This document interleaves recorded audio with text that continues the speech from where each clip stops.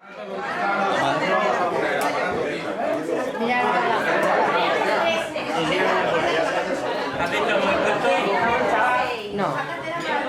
Venga, oye.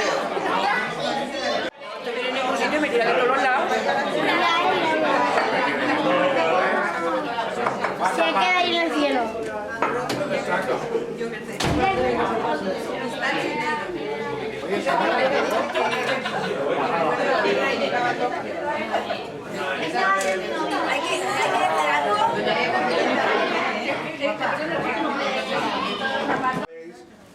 El presidente infantil del 2013 nos donó el equipo de música y entonces estaba prevista la plaquita para ponerla en el equipo.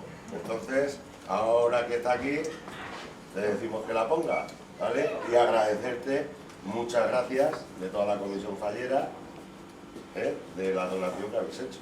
Vale, pero eso se merece un aplauso.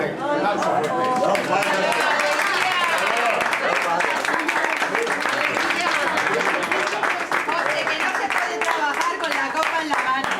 A ver lo que tenéis todos. Eso se merece una ola. Ahí está la madre con la fregona de la mano. Procediendo. Uno tiene que trabajar la feria, pero yo no entiendo.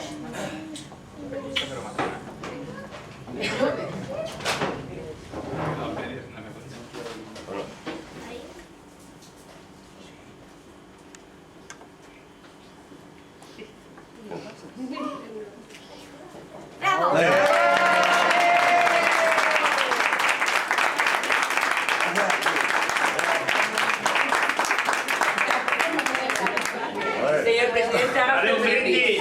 Indy, ya estoy preparado, ¿eh? Por hacer Espera. brindis. ¿Con qué brindo? Para hacer de esta comisión una comisión grande, fallera y feliz. Vale.